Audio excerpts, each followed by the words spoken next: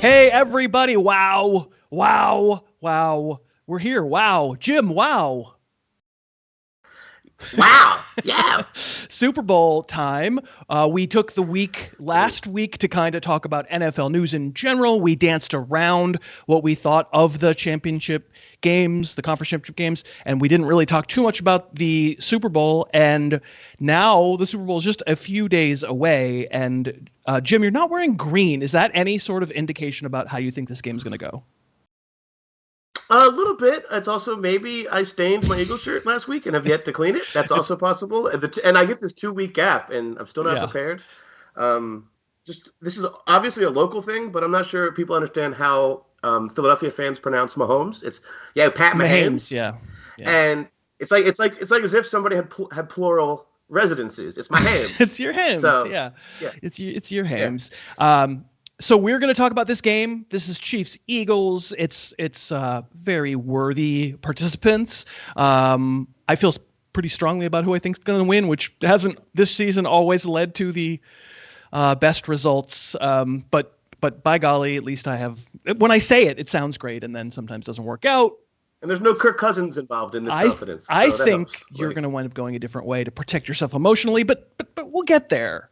So. It's been a week and many days, not quite 2 weeks yet, since we've had this matchup. And Jim, the line hasn't really moved insofar as I'm aware. On DraftKings, we're still at Eagles -1.5, right? Yep, it's still sitting there. It moved a little bit that first night, like the Sunday night. But then I think once there was some clarity as to just like where the market was heading, like it's. I can't say that I know how much lines have moved before in Super Bowls, but it's pretty impressive to see it stick for. Right. As long as at least we've been recording it. And actually, I want to kind of get to the handicapping aspect of this later. I'd rather talk about football now. But since we mentioned it, sure. There is a school of thought out there that says as the game gets closer and as the casuals start dumping their dollars into the various, hopefully DraftKings, but the various sports books, that Kansas City is a far more public team, and that as good news comes out about Mahomes' ankle, which we all now think is going to be okay, and maybe a couple of the receivers, Juju or Kadarius Toney has good practice reports and stuff, that the number will be coming down. And you're not here to tell me whether that's true or not, but are you approaching this from the perspective of if you want to bet the Eagles, you should be waiting? Yeah, because if it's going to go anywhere, like you said, there's not really much news that's going to come out about this Eagles team. We kind of know. The thing I think that moved this line even to 1.5 was what Patrick Mahomes looked like in that game. So yes, I think that's the potential for it to move. I would get on the Eagles now. Oh, you because wait. I can't see it. You would get on the Eagles now. No, I think what the general consensus seems to be right now that if. Oh no! Wait on the. I'm sorry. You're saying wait. I understand what you're saying. Yes. I actually understand now. I let it go through my brain and it came back out here this way. So yes, if it moves in, I'll answer it this way. Yes, if it moves in any direction, it's going to move in favor of waiting on the Eagles. It's going to move in favor of the Chiefs. In other words, it's going to go from -1.5 to -1 or -1.5 to even or whatever. So if you have a tendency, a proclivity, a bent to want to be on the Eagles, maybe you should be thinking about waiting. If you are thinking about the Chiefs, it doesn't feel like a terrible time to take those points right now. So let's back away from the handicapping part of it. We'll certainly get to it, but let's talk about the football aspect of it. I don't like the Chiefs in this game. I didn't like the Chiefs against the Bengals very much, and I said it last week. What surprised me was the defense was a little more creative than it had been, so they clearly had been keeping some things in reserve by lining up Chris Jones a bunch of different places, and they certainly played a bunch more man than they have done in the past. They did an okay job on those receivers and certainly got enough pressure on Joe Burrow. So if something can go wrong here, maybe it's my overconfidence in the Eagle offense against the Chief defense, but I am pretty damn confident in the Eagles here. I somehow am as well. Shocker. I usually would emotionally hedge this and build a levy of just BS to help. Yes, exactly. It's just one huge Rorschach test for me to just like cry. Is it a Rorschach test where you go, that's Ron Jaworski. That's Ron Jaworski in profile. Yeah. Is that Sam Bradford? Is he on the Eagles? Oh yeah. Yeah. I saw Sam Bradford stand next to Tim Tebow once because they were on the same depth chart, and it was incredible that one person's legs, like the comparison of their legs. I just still think about that. I know that's true. All right, man. I know I'm crazy. I just think that this is a physical. I think this physical Eagles team is going to lean on these guys. I just really do. I think it's going to be difficult to stop the run, and they know who they are. And I'm not sure people talk enough about this back seven for the Chiefs, that it's really young, and these linebackers are closer to the Giants linebacker core than they are to some world-beating unit. So that they just played. They were able to run on San Francisco. Exactly. I don't want okay, let's stipulate right now, since this is clearly going to be a lot of blowing of smoke up the Eagles' skirt here.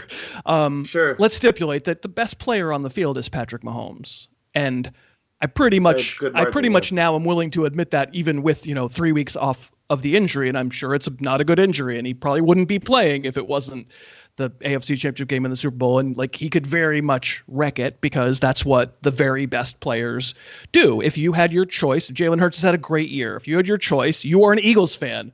If you had your choice between Jalen Hurts and Patrick Mahomes for this game, right. Patrick Mahomes. I mean, yeah, he's your homie. So, yes, of course, because he absolutely just sort of illogically can wreck this thing.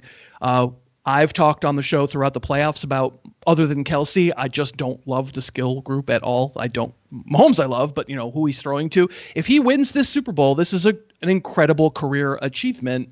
And I want to say, the Eagles, the Chiefs are the team of this half decade. They've been to 5 straight home AFC Championship games. This is their 3rd Super Bowl. They are the next dynasty. I don't know if you can really call them that until they win a bunch more, but they're the closest thing we got right now. And that's, so this isn't anybody who's a Chiefs backer or fan or whatever. I understand how dangerous they are and can be. And I think, okay, how did they beat the Bengals? They beat them with a roughing the passer call going out of bounds, or it's a tie game going to overtime. So I don't want to say they dominated them, but it was Chris Jones. It was Chris Jones and a pretty good defensive line. Mostly Chris Jones wreaking havoc. And Karlaftis. I just don't think that happens against an Eagle offensive line that we know has 2 Hall of Famers, right? Probably, and is just the best line in the league. Well, and that it's also, I know not to get too deep into it, but Jeff Stoutland, their famous offensive line coach, one of his main things is kind of understanding the potential of a game wrecker. So I don't think they're going to overlook this. They've seen Joey Bosa, they've seen Nick Bosa. Joey Bosa was getting screamed at in the luxury box. They've seen Dexter Lawrence. Now, Chris Jones is a better version of what Dexter Lawrence is, of course, way more advanced in his skill set. But I just think that there's it's kind of like the Niners defensive line. There's this big gap between Jones and the next danger that you see. Not to say they'll ignore that, but I think they're going to have the resources prepared. And the chips, and they're going to send resources to Jones and not let that be their issue. There's a lot of obviously outcomes where Pat Mahomes can just kill you when you did everything well, and that's the fear of him. He did that a little bit before that crazy fumble in that Bengals game. It was starting to feel like the magic was happening, but that ankle is still just. I just can't get some of those plays out of my head that he couldn't plant his foot. So. Yeah, and. Has Patrick Mahomes always been the best player in the Super Bowl? He can be great in any given, no question about it. He can absolutely be great.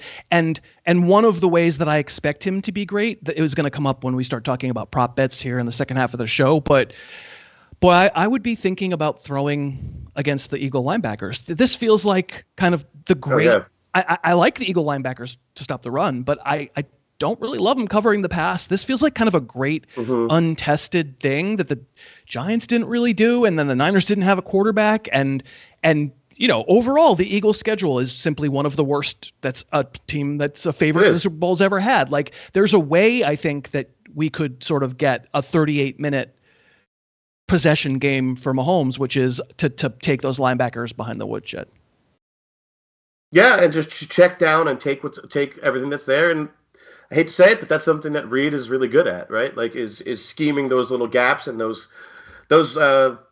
passing to run kind of plays. So that's actually going to factor into some of what I like about props. I even said that 1 minute ago. I know you weren't Yeah. You did. No, I heard you. I just, it's also like, all right. So I have the same kind of before I move on to the more specialized stuff, since we're both making the same pick, we're both waiting. I think we're both not actually making our bets on DraftKings yet. I live in California. I can't actually bet on DraftKings. I have one bet already. I did it the night of. I got +1 Eagles, wow. so that's fun. Wow. So. Yeah, so that's good. Yeah. I mean, if you like the Eagles in the game. And then, but as of our recording this, it's at Eagles -1.5, and we'll probably wait a little bit and just see if we can get any more action toward Kansas City as the public digs in. You mentioned Andy Reid, and that's the last piece of the actual football part of this that I wanted to talk about. I mean, Andy Reid has he had a lot of demons when he left Philadelphia. One of those prototypical guys who's able to build a program and be really consistent week to week, but I mean, you know it better than anybody. Like, gets lost in the giant fast food menu that he holds up, and doesn't really understand when to use timeouts or challenges and all that stuff. And now Andy Reid is on Bill Belichick's, heels, frankly, as far as career wins goes. He could potentially go that far if he lasts that long. Has he proven that he's great, or did he just fall into Mahomes? I think he's great just because he's sustained this over 2 eras, and he also he made Alex Smith really, that was real. That, meaning how good he was. I don't know how far he would have been able to take you. There was a limit to what Alex Smith can do with your team, but that did happen. He somehow convinced the Dolphins to give a 2nd-round pick for A.J. Feely once. I mean, even A.J. Feely was like, what are we doing here? So what I mean is, there is a kind of a QB create value whisperer thing that he's always had. I don't think Donovan McNabb has anywhere near the career he had if he wasn't in. Let me ask it a different way. Sure. Is it possible for a coach to be at the same time one of the 5 greatest offensive coaches in the history of the game and kind of crappy in big games and not someone you particularly are thrilled about having as your coach? Yeah, you can be, because he is that guy. There are just these moments where he's going to just make a decision that doesn't even add up to the decisions he made before. It's not even a pattern. There is a he forgets his lyrics on stage kind of thing, and it's like, bro, you wrote this album, so that's a little bit. It's Reidian. There is a Reidian thing that I hope happens. Well, right. You didn't used to hope, but now you hope. Agreed. All right, so we're going to get to a bunch of props and player stuff here. Let's go back 2 weeks and congratulate our winner, our poster, our person in the comments. They actually gave, we said post 1 best bet. Hunter F posted both best bets and got them both right. As did Jim McCormick, by the way. I did not. I still feel robbed by the end of the Bengals thing there, but whatever. Great job, Hunter. And let's also pause and just thank DraftKings for sponsoring this show once per week, all the way going back to September. I think 21 weeks in a row we've done this. It's been a ton of fun. We really appreciate DraftKings. If you're looking for a place to finally play the games, if you're going to be at a Super Bowl party and you're like, sure, I want to have a bunch of player props, all of the quotes that we're going to give you for this Sunday's game, they're all coming from DraftKings. All of these wagers are available on DraftKings. They've got a great thing that they've had here during the playoffs, which is all you have to do is make a $5 wager and you'll instantly get $200 in bonus bets put right into your account to mess around and drop $10 on this one and $15 on that one. So if you've resisted all the way through, all we ask, download the DraftKings app. Please sign up using the promo code HarrisTube. So on the podcast, I ask you to do Harris, but here I say Harris Tube because DraftKings wants to know where you came from. So if you're hearing about them here, we would love it if you just sign up using that code Harris Tube. Get those $200 in bonus bets for a $5 bet instantly, and we recommend it. Thank you very much, DraftKings, for sponsoring all season long. Okay, so now there comes the philosophy, Jim, of do you as a wagerer for the Super Bowl, do you come up with a grand unified theory of how the game is going to go and then make sure that all your prop bets feed into that, or do you kind of pick and choose? I generally do, I guess, construct the story of the game that I think is going to lay out. I will still take on a few things that are outliers to that, just if I think they're possible. But I mostly lean into like the outcome that I'm expecting. And that speaks to like the parlays that I would build along with the game. Well, so I would say I probably maybe a little less of that. I'm looking for value and like percent likelihood and the kind of implied odds of a player scoring a touchdown at minus 125. What's that implied odds? Do I think that percent chance is actually lower than?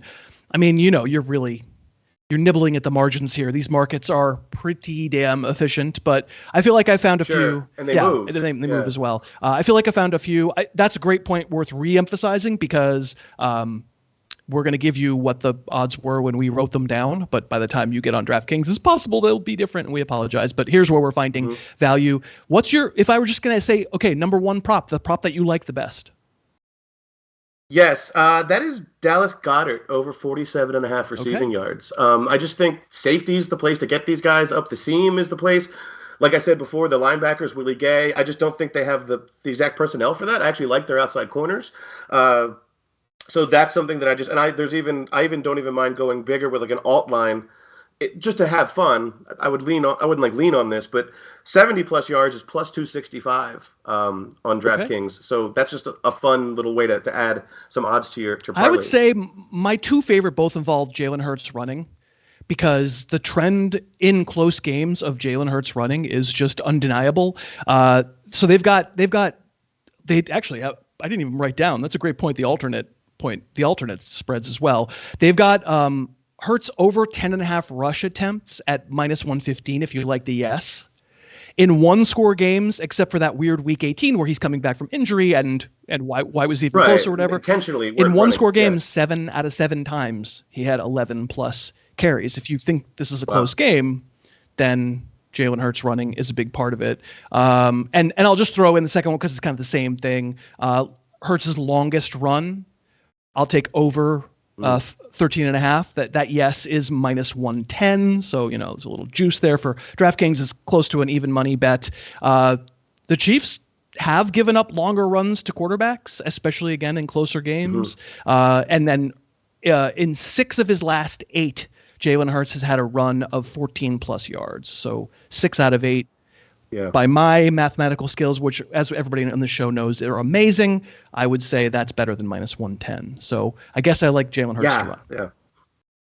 Yeah, that's more like a minus 180 kind of implied odds or something. Particularly the longest run, I think. I think the volume happens as well, but it's also just to speak to the point. There's no game after this. Meaning they're not reserving him. Not that they want to throw him, but the full playbook's going to be available. The games where he hasn't run were the games where they were blowing someone out. So sure, if the Eagles are blowing him out, we're probably going under on these. I think if they're not, and I wanted to mention, I think DraftKings, I'm not looking right at it right now, but I think they have an over 15 or maybe 14.5 or 15.5 rush attempts for like a good, like a plus 300 or 400 or something. I kind of like that too. Look at his game log. Close games. He can get to 15 rushes. No problem at all. Right. Okay, give me another one. Right. Yeah. All right. I have Kenneth Gainwell over 34.5 total yards. I have Kenneth Gainwell over 19.5 rushing yards. How about that? There you go. Yeah. He's just been playing a lot more lately. They truly trust him on third downs. Boston Scott's no longer eating those. He'll take some goal to go work. Sanders just is not used in these as a route runner really anymore, unless it's something leaking out on second down. And he just played really well. He had one play in like the third quarter against the Niners where he was done. He was like contained and he planted his leg and just took off to the corner. You don't see that very often against those linebackers. I just think there's something there. I think it's a descendant player. Yeah, I'm not sure I think he's an ascendant player, but I think the usage is real. I think it's funny that we both gravitate away from Miles Sanders for these props because he's going to make money in free agency, maybe coming back to the Eagles. He's like finally made people some fantasy cheese, like finally my faith in Miles Sanders is rewarded. And you and I look at this season having watched all the games and we're like, meh.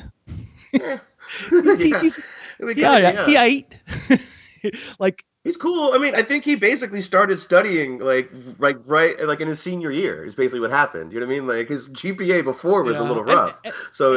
His great games, it's like usually because the offensive line is just killing people. Like how many running backs? Like a massive hole. How many running backs in the NFL could have had the season Miles Sanders had in that situation? A good amount. 50? Yeah. Like the entire 49ers depth chart. So it's interesting. So we both go with Gainwell. You like total yards. I like rush yards. And we're going to kind of go all over the place here. And Dave Piper's furiously writing it all down. And it's going to be in the show notes. And maybe even in lovely graphics. It's up to Dave. But no problem. Don't well, I usually say crash your car. But are people watching YouTube when they're driving? Don't do that. I mean, it depends if you have a Tesla. I mean, oh, hey, whoa. There goes 1/3 of the audience. Okay. Sorry. So give me another one. Dang it. All right. I have another one. I like actually Isaiah Pacheco over 15.5 receiving yards. I think they're going to go after what you said in terms of putting Kazir White and TJ Edwards in stress and space. It's also because they do like to man up a lot, like on the receivers. So these guys are going to actually have to cover. Also, they've just been leaning on Pacheco more in those, like you've seen less McKinnon lately. And I don't think that's an injury thing or anything. I think it's just they trust consolidating this guy a little bit more. And no, I'm not worried about the Cajun lawyer at all. So. I am going to go McKinnon. And it's the same principle. It's the same feeling. Like we're both taking advantage of a phenomenon we think we see coming about how to attack the Eagle defense. And I'm just going to say, give me one play over 11.5 yards. It's minus 125. I got to say, like, I think Kadarius Toney might be the key to this bet to both Pacheco and McKinnon, because if you're going to plan on throwing screens, they've certainly thrown a bunch of screens to Toney here. Like a bunch is relative, but mostly that's how they're using him, is much closer to the around the line of scrimmage than we ever envisioned a couple of years ago. And if he's, it seems like he'll probably play, but if he's not quite right, I like McKinnon to make at least one play. So that was, I just mentioned it now. That was kind of the last one on my list, but it's in the same mode as your. No, it's a good point. I didn't think about that it's Kadarius who's actually taking some of that like leak out stuff that was going right. And like you're not really making a bet on what's Pacheco. What did you say Pacheco's over under numbers? Pacheco's over total receiving yards, 15.5 receiving yards. So I'm just looking for like basically two catches. So I think those both could easily hit. So I think they're not competing with each other in the same sense.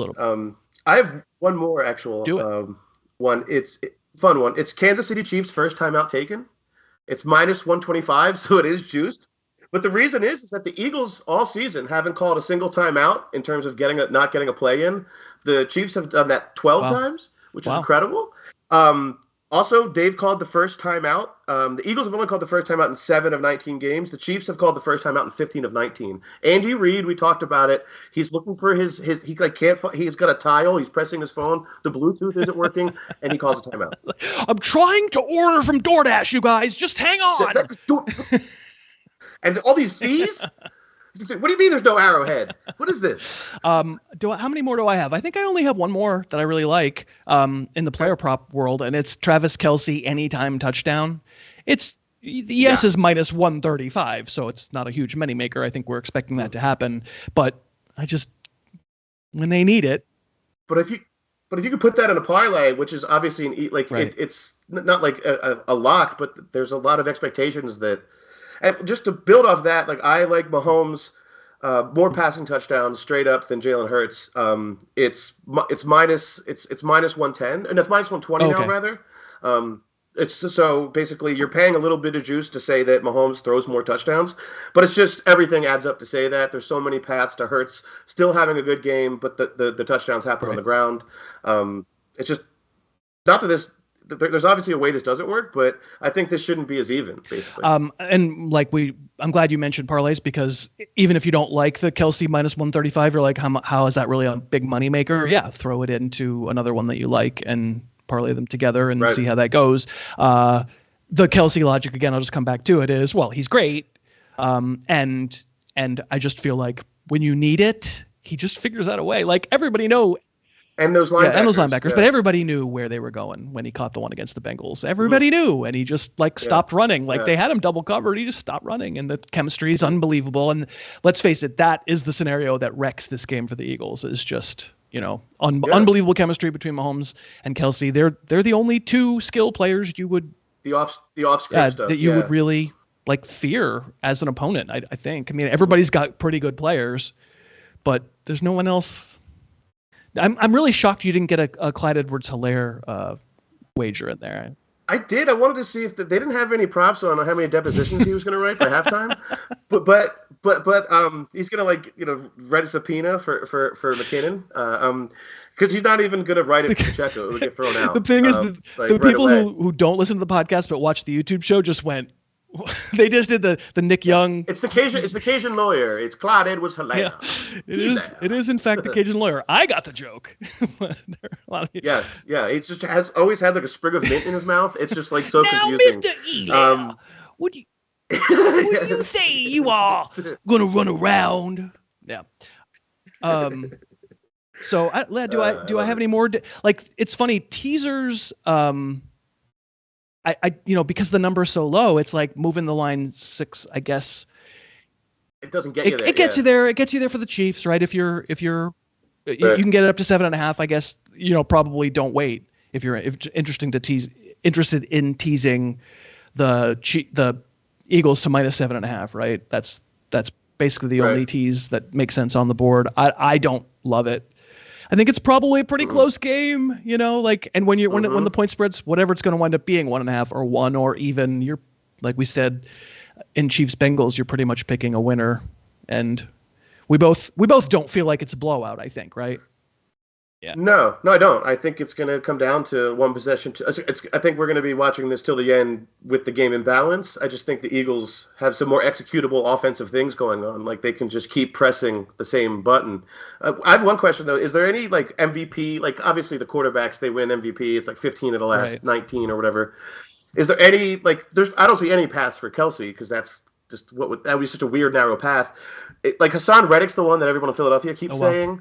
Because it's like plus 3,500 or something ridiculous, or it's really big. But is this a game where there's any interest in MVP stuff, or it's just so quarterback centric? I didn't find anything. I looked at them. I didn't find anything. Yeah. I don't think, unless you, again, if you want to parlay, if you have a strong feeling that it's Jalen Hurts and you want to parlay it with a bunch of other stuff, sure, it adds a little extra to it, but I don't see a ton of value. It's almost like a money line bet. I don't see a ton of value. And yeah, like who's the running back who's going to shock us and take over the game the way it happens once every 5 years or once every 10 years. Right. Yeah. I mean, I have friends texting me saying, "Hey, should I be picking a defensive player for MVP?" And I'm like, if it's a 10-7 game, then I guess it's possible, but then who? There's a lot of guys. So I didn't see a lot of value. Yeah. Did you consider total like point totals at all?